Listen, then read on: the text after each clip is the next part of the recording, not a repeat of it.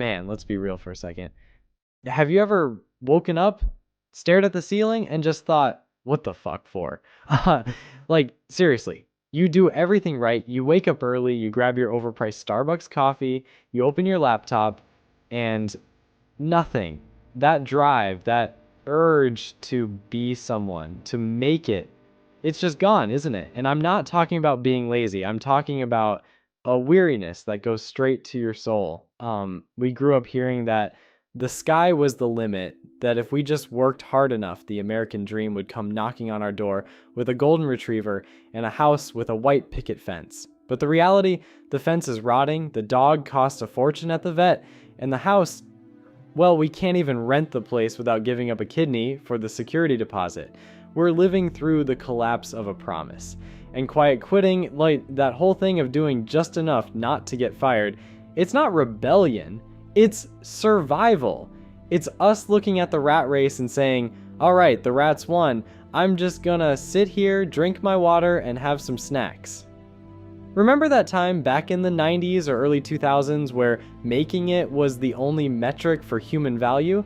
If you didn't have a job title that sounded important on LinkedIn, you were a nobody. But look at the world today. Look at the cost of living in San Francisco or New York. Look at the "this is fine" memes while everything is literally burning down around us. We realize that the carrot on the stick isn't real. It's a hologram. Nothing is real. I feel it too, you know? Sometimes I catch myself looking at those hustle culture guys like Gary Vee screaming that you need to work 20 hours a day, and I just feel pity. Like, congrats, man, you're the king of a burnout army. For what? To have a yacht you don't even have time to use? We gave up on making it because it doesn't exist anymore. The American dream turned into a bureaucratic nightmare, and you know what's the craziest part? There's a bizarre freedom in that, when you accept that you're not going to be the next Elon Musk, and honestly, who would even want to be that guy right now?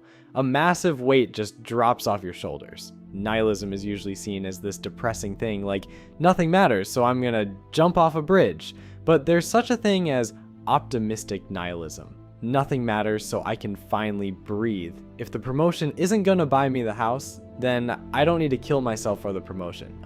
I can go home at 5, watch a cat video on YouTube, and eat my ramen in peace. We're stopping caring because we're tired of being lied to. We saw our parents kill themselves for companies that fired them via email after 30 years. We saw work while they sleep turn into have a nervous breakdown while they profit. So if you're out there feeling kind of weird about your career, about your future, about this pressure to be extraordinary, relax. You're not broken, the system is.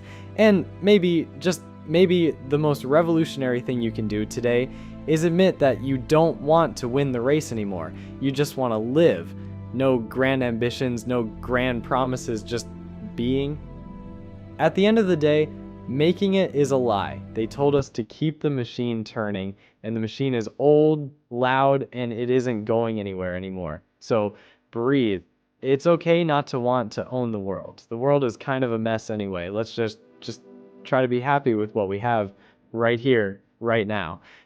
Because at the end of the day, that's all we really have. Thanks for listening. I needed to get that off my chest. We're in this mess together. See you next time.